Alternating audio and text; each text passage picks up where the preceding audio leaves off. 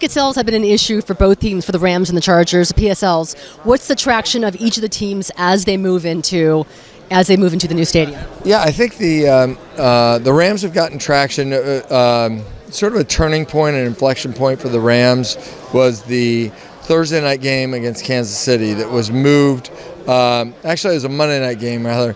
It was supposed to be a Mexico City game. They moved it, and when they moved it so late, it had to be all Rams fans because all those people who were coming for Kansas City couldn't change their tickets fast enough. And so that 54-51 game was such an exciting game, and it was so filled with Rams fans. That was sort of a turning point for the franchise, and I think they've made good progress on the stadium.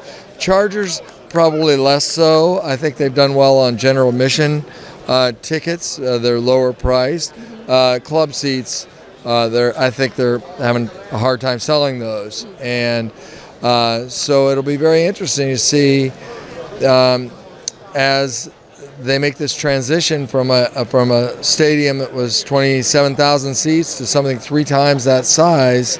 How can they build a fan base, and are they going to do something dramatic like signing a Tom Brady to try to generate interest? So, do you think? I'm curious. I mean, the Tom Brady buzz has been out there for quite some time, yeah. which kind of doesn't make too much sense to me because you're talking about you move on Phillip Rivers, you need to go ahead and draft a young quarterback, and that's going to be the new future. Absolutely. So why would Tom Brady make sense for the Chargers? And from what you know about whatever fan base is there, is that going to be enough to sell tickets? Just signing Tom Brady? Is that more of a just like, hey, I'll go see him one time and then that's it? No, I don't think it'd be a great idea. He's going to be a 43-year-old quarterback. You don't know how much he has left in the tank, and probably be a lot of money.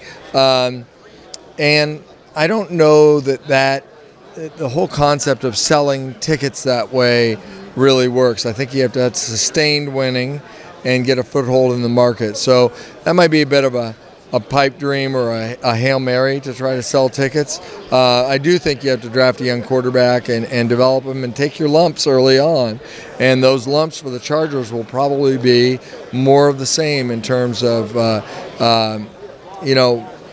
visiting fans filling the stadium. So, and the league can't schedule every week, can't have a Pittsburgh followed by Green Bay followed by Dallas. You're going to get your Cincinnatis and your Jacksonvilles and your Tennessees that aren't going to draw those fans. And so it'll be very interesting to see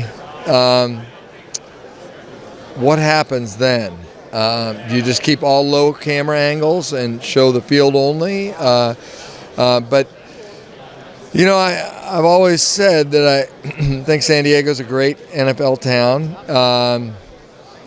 It was every sports writer was in mourning when the Chargers left San Diego in terms of losing San Diego off the map. So I am hopeful that at some point the Chargers are back. Hopeful at some point that a franchise returns to San Diego. Yeah, so do I. I'm not sure what it would take at this point, but that would be something. Okay, the last thing I'll ask you, because there's been so many different reports on the Phillip Rivers, and they've moved on, or they haven't moved on, or the decision's been made. Where do you think? What do you think? Do you think he's with the Chargers next year, one more year, a bridge year to the next quarterback? What are you expecting for his future? It seems highly unlikely when he moves his family to Florida that he'd be returning to. Be so unusual to move your family across the country and then go back to Los Angeles. So to me that feels like, and it's just reading tea leaves, it feels like that would be reading the writing on the wall. And would he wind up in a Miami? Would he wind up in Indianapolis perhaps? I mean, that to me would make a lot of sense. Yeah. Exactly. The Frank Reich connection. I don't see him maybe at Carolina going back to his college roots. I don't see him going to Tampa. So to me, what makes the most sense, a bridge guy in Miami or going to Indianapolis. That's just off the top of my head. But there aren't a ton of opportunities out there. But I still believe in Phillip Rivers, and I think it'd be nice to see him finish off his career on his terms.